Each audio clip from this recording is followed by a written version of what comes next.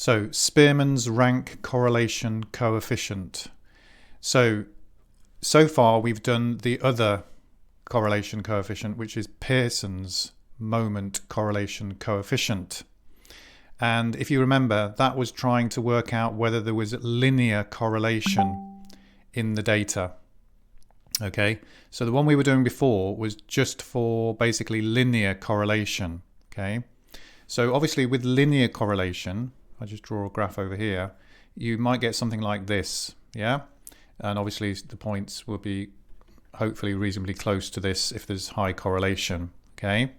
Now, the point about it is that when you have a line, obviously the idea is that when this variable goes up, then obviously this variable goes up if this was the line, okay? And with a line, it goes up in equal amounts. So for example, if you go on the line across, let's say 1 unit, and this would be the gradient of the line.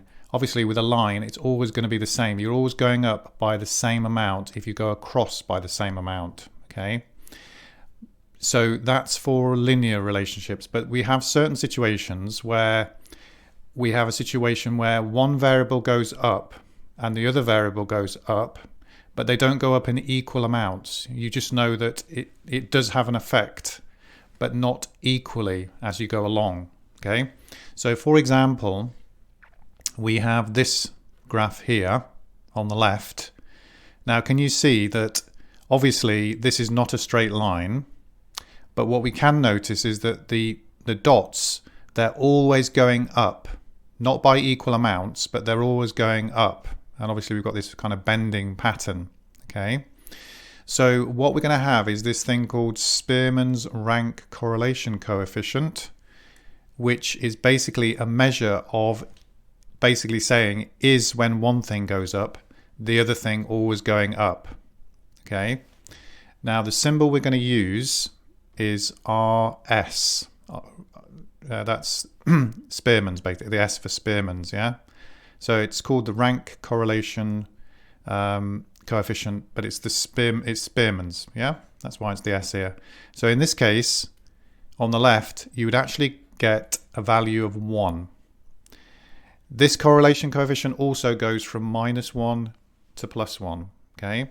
So this would be classed as kind of perfect, perfect correlation in this case, Spearman's correlation, because obviously whenever the X is increasing, the Y coordinate is always going up, okay?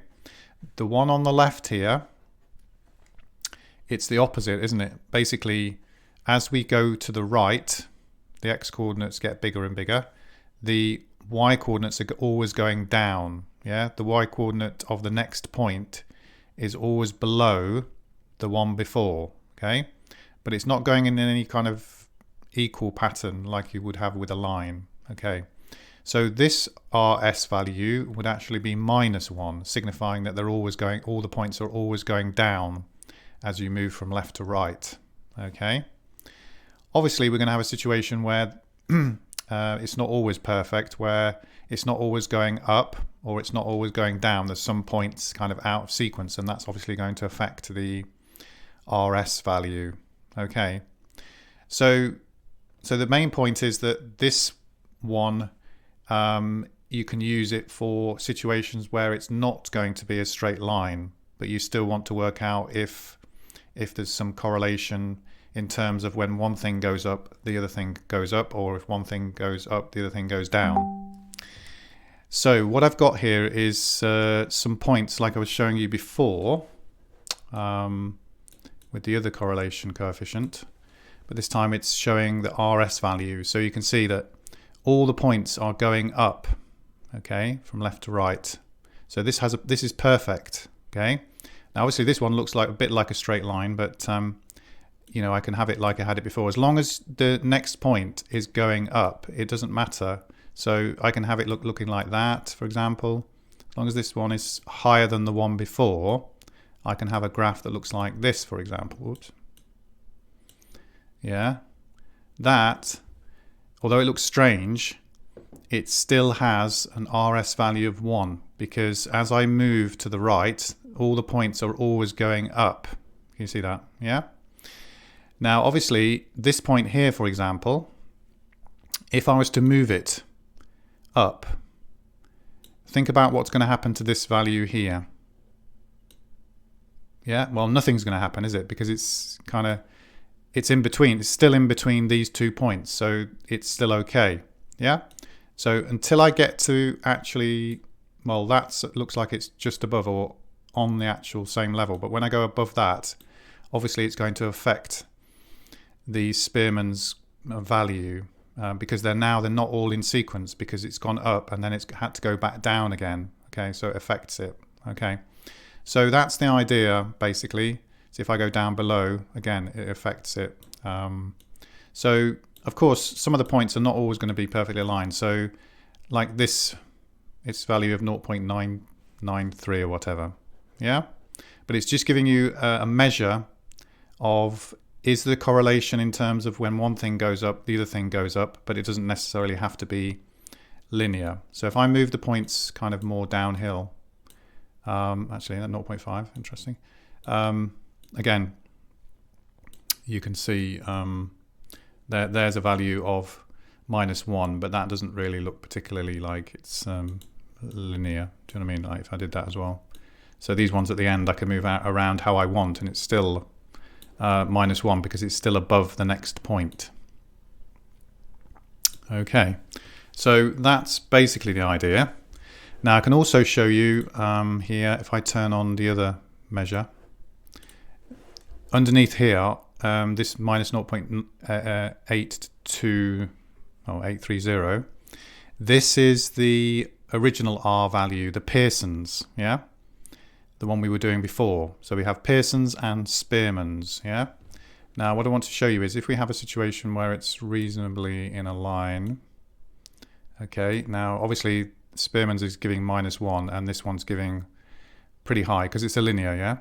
Now if I move a point out of the way, yeah, you can see both of them are affected, but actually the Spearman's is less affected by these outliers than the Pearson's, okay?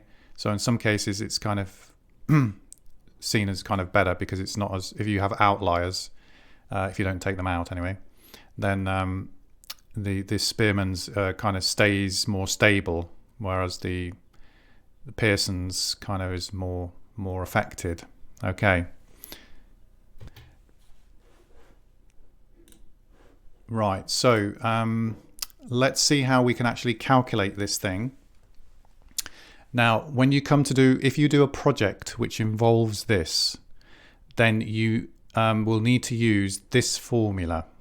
Okay, I'm just going to do one example now because just to show you, if you do a project on this, then you can look back on these notes and put it in your project. It'll help you. But if you're not doing a project on this, you won't need this formula. We can just do everything on the calculator, and I'll show you that in a minute. Okay, but I'll do it by hand and then on the calculator so we can see we get the same answer. Okay, so here what we've got is distance from the shoreline in meters. Okay, so they've measured the different distances and they've measured the pH of the soil. Okay, what they're trying to work out is, if you are further away from the shore, the water, does the pH go up? Okay, and they're not interested in like finding a linear relationship, like for every meter you go away from the shore, maybe the pH goes down by 0.2 or something, I don't know. They're not interested in that. They're just interested in, is if you are further away from the shore, does the pH go up, yeah, of the soil? Okay, so the first thing is to do these ranks. The rank is just the order from smallest to biggest. So you can see that the distances are already in order. So the smallest one we rank as 1, and the next one up 2, and then it's going to be like this, yeah, 3, 4, 5, 6, and 7.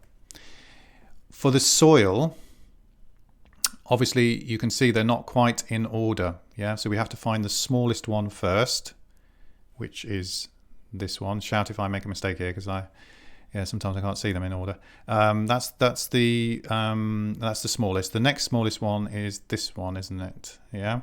So that's the second rank. Third is this one, This looks like it's the fourth, yeah. Fifth one. Then we have sixth one here and seventh one here. Okay. So what we're interested in is, does it make a difference? Is there a correlation between the ranks?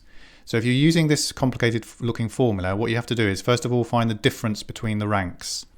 That means you're just going to subtract the ranks. So I'm going to do 1 take away 2 minus 1, 2 take away 3 minus 1, 3 take away 1, that's 2, 4 take away 5 minus 1, and actually you can see the rest are all, actually that's actually 1, isn't it? This is 1, minus 1 and 1, okay? But we're not really interested in the signs. What we're going to have to do is square these differences. Yeah, D is the difference. So square these numbers. So 1, 1, 4, 1, 1, 1, 1. Okay. Now we can use the formula. So let's write it down here. So it's 1 minus 6 times. Now this thing, sigma D squared. Hopefully you remember that sigma, it means sum, yeah? So it's the sum of all the differences squared. So it's actually all of this column added together. Now if you add all those up, you actually get 10 here. That's the total of this column, yeah? So that's 10. So in our formula, 6 times sigma D squared will be 6 times 10 over, now n is the number of data points, okay? And you can see we actually have seven coordinates, 7 points, yeah? So that's 7. So on the bottom of my formula, I've got 7 times 7 squared minus 1. Oops. Okay, so I just need to stick that in a calculator and work it out. I think I'm just remembering from my memory, it was 0.821. Okay, but we'll just double check that in a second. Okay, so if you're doing it by hand, it's just a process. So you would have to, in your project, you would just draw out this table and show all the calculations and then kind of say what it means. So 0.821, so that's reasonable correlation showing here. So it's it does seem like there is, the further you get from the shoreline, the higher the pH of the soil. Okay. Now, we also, obviously, in an exam, you won't have to do this complicated formula. It's not in the formula booklet. You just have to use the calculator. So I'm going to show you on the GDC. It's very, very simple, actually. So if you want to follow it with me, you can. So you go to Stat and Edit. And I've already entered the pHs here, look. Sorry, the ranks of the distance and the ranks of the pH. Yeah. So instead of putting the actual data in the calculator, you put the ranked data, the ranked numbers. Okay, you can see I've got that there. And then you just do exactly the same thing you would do for Pearson's. Yeah, exactly the same. You just press Stat, Calc, and you go to linreg. Okay, and do everything the same. Oops. You don't need to worry about the equation for this one. We're not interested in the equation because it's not going to be a line. I mean, it could be, but it's not going to be a line. This one doesn't give a line. Yeah, you just calculate. Okay, so yes, it was right. 0.821. You can see it's the same result. Okay, so it's actually reasonably straightforward, hopefully. So let's just recap. So RS value of 1 means the set of data is strictly increasing, and a value of -1 means that it is strictly decreasing. So obviously, like I was saying, with 1 it's always going up, and with -1 it's always going down. Now the word for this is called monotonic. Yeah, monotonic just means, mono means like one thing, one direction. So if it's always going up or always going down, it's monotonic, yeah? But it doesn't need to be a straight line, as I was saying. So obviously if you get a value close to 0, then the the R value will be close to 0, yeah? And that will mean that it's not increasing or decreasing. So we have some advantages of the Spearman rank correlation coefficient over the PMCC was the one we did before, the Pearson's, yeah? So sometimes you might get these two mixed up. So this is Pearson's was the old one we did. That's for the line, yeah? And Spearman's rank. As soon as you see the word rank, you know it's this one with the ranks, yeah? So it can be used on data that's not linear. That's the big advantage, okay? And it can be used on data that has been ranked even if the original data is unknown or cannot be quantified, okay? So you'll see that in situation in some of the exam questions, they don't give you the original data, they just give you the ranks. So they've kind of done half the work for you. And another thing, as we mentioned when I was doing that demonstration, it's not greatly affected by outliers. You can move the points around a little bit more, and the Spearman's number is not affected so much as it would be for Pearson's, because Pearson's is more about a line. So as soon as you go away from a line, it's affected, whereas with the Spearman's, we're not bothered about the line. Yeah. Now we have a slight complication. This formula that I've just showed you, the formula, it doesn't work if you've got tied ranks. Okay. And I'm going to show you an example in a minute where you have what to do when you have tied ranks, like if there's two numbers the same. Okay, so let me do that now actually. So here what's going to happen is if you have two numbers the same, so let's say I've got some data and one number is 21 and then later on there's another 21 and you're trying to do the ranks, okay? Now the way to do it is to think about it, right, this one, if these two numbers have been different, let's say it had been 21 and 22, imagine this would have been, if that would have been 22 and this one would have been the third and this one would have been the fourth, yeah? Well, so that you look and see what ranks they should have been. So it should have been the third and the fourth, but they're both the same. So you have to share the rank out. So if it's third and fourth, it should have been, then you do 3 plus 4, which is 7, divide by 2, it's 3.5, yeah? So they both share a result of 3.5. That would have a rank of 3.5. And this one 3.5. So it's just halfway between 3 and 4 basically. Yeah. If you have a situation where you have 3 numbers the same, okay, like the example here, if this one would have been the 5th, 6th and 7th number, you have to average those ranks. Okay. So 5th, 6th and 7th, you just do 5 plus 6 plus 7 and divide by 3. It's obviously 6 actually, yeah? So that would be, they would all get a rank of 6.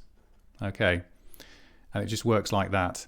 What you do have to be careful of is when you have then the next number, let's say the next number is 11, these 3 have all got a rank of 6, but they would have been 5th, 6th and 7th. So the next highest number will go to 8. Do you know what I mean? You don't go to 7 after that. This will be the 8th number. It's the same when you have a race or a competition where 3 people are tied or whatever, yeah? You kind of do it like that. So hopefully that makes sense. So